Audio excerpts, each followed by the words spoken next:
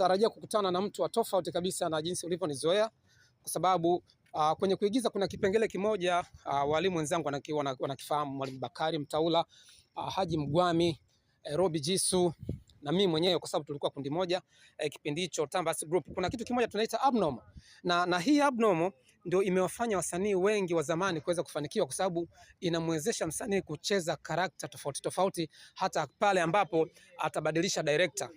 Wasanii wa sasa hivi wengi wanafeli kwa sababu director akibadilika au mtunzi wa script akibadilika, wanashindwa kuweza kuenda na mazingira tofauti na yale ambayo mazingira mapya.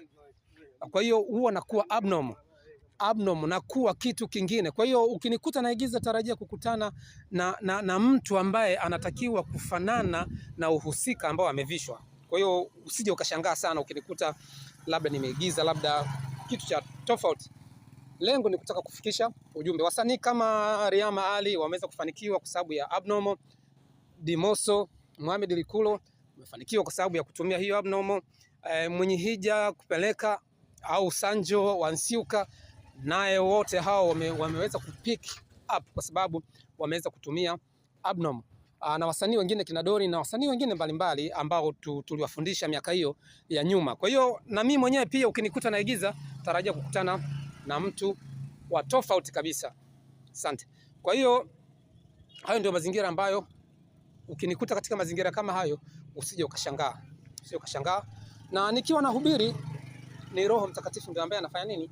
Anashuka. Nikiwa naigiza kuna namna fulani najivisha utu wa namna fulani kulingana na script, kulingana na maelezo. Kwa hiyo usishangae. Kwa hiyo mimi ni mwinjilisti by nature. Ni kazi ambayo naifanya japokuwa kwa mazingira ya nature ya shughuli zangu kidogo hayajanipa ule uwanja mpana wa kuweza kufanya hiyo kazi. Kwa hiyo mtu asije akashangaa kusema kwamba huyu jamaa ameanza lini uinjilisti. Tukiwa tunafanya shughuli hizi nyingine, uinjilisti tunao tu, labda tu yale majukwaa ya kuweza kufanya huo uinjilisti ndio tunafanya nini, tunatofautiana.